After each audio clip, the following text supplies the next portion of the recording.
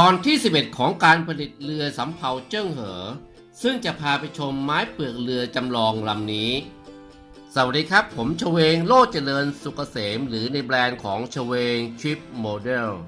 เพื่อไม่ให้เสียเวลาเราไปชมเนื้อหาขั้นตอนการผลิตกันเลยและอย่าเพิ่งปิดคลิปไปไหนเพราะช่วงท้ายคลิปจะมีรูปแบบสวยๆที่มีความอลังการมาให้ชมกัน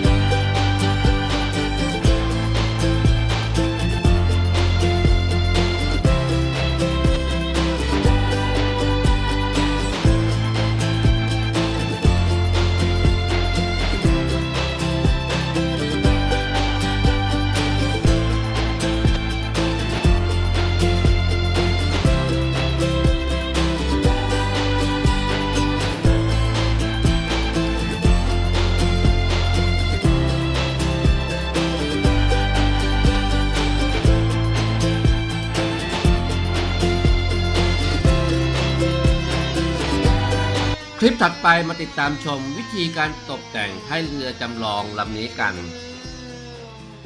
มาถึงช่วงท้ายคลิปกันแล้วขอแนะนำรูปแบบเรือสวยๆที่มีความยิ่งใหญ่อลังการงานสร้างที่เป็นเรือจากทุกประเทศทั่วโลกโดยการคัดสรรนำแบบเรือที่มีชื่อเสียงมีเกียรติประวัติที่ดีที่สุดของแต่ละประเทศมามอบให้กับท่านผู้ชมที่ชื่นชอบงานเรือโบราณโดยทางชเวงชิปโมเดลมีรูปแบบเรือที่สุดอลังการกว่า100รูปแบบเรือที่ทางทีมงานของชเวงชิปโมเดลสามารถผลิตตามต้นแบบด้วยความละเอียดปราณีตถูกต้องได้สัดส่วนเสมือนเรือจริงๆทุกประการโดยการควบคุมดูแลการผลิตจากครูช่างอย่างชเวงชิปโมเดลทุกขั้นตอน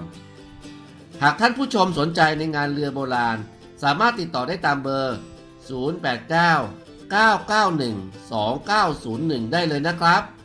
ฝากทุกท่านช่วยกดถูกใจกดติดตามกดกระดิ่งให้ช่องชเวงชิปโมเดลด้วยนะครับขอบคุณมากครับ